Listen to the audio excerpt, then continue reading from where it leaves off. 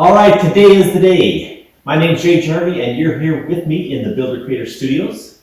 And what you just saw was me pushing the full-size model, or the plug, as we call it, of the Arete Supercar. And it is out of here, getting ready for the start of the new year. Well, the plug is gone, but we have 8 molds ready to produce the body of this car. Now, with these molds complete and some of the other components we've gotten ready, like the engine rebuilt, mounted on the subframe, the exhaust built, the ECUs, the wiring harness, and a few other components assembled, now we're ready to start building the car itself. Now, in this year 2020, that means we've got 8 months to get this car put together and street legal. That means by February, we need to have the central tub, the monocoque, or that central seating position all built and ready to go. We also need to have the subframe in the rear with the engine in it attached to it.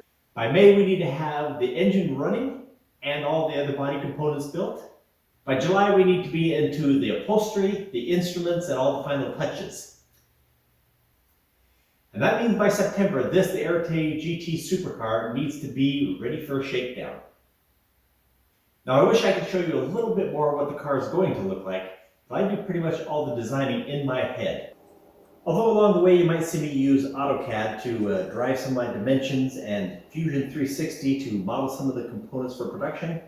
But who needs 3D models and fancy renderings when in just 8 months we're going to have a rolling prototype anyway. So I hope you'll subscribe and follow along as we wrap up the build and get into the testing and tuning of the car.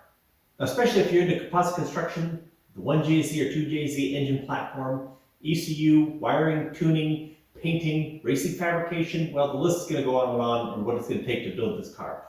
So if those things are interesting to you, make sure you go down and subscribe, ring the little bell too, so that you'll get notification when those videos become available. Anyway, thanks for stopping by today, and hope we'll see you next week and throughout this year as we get this prototype built.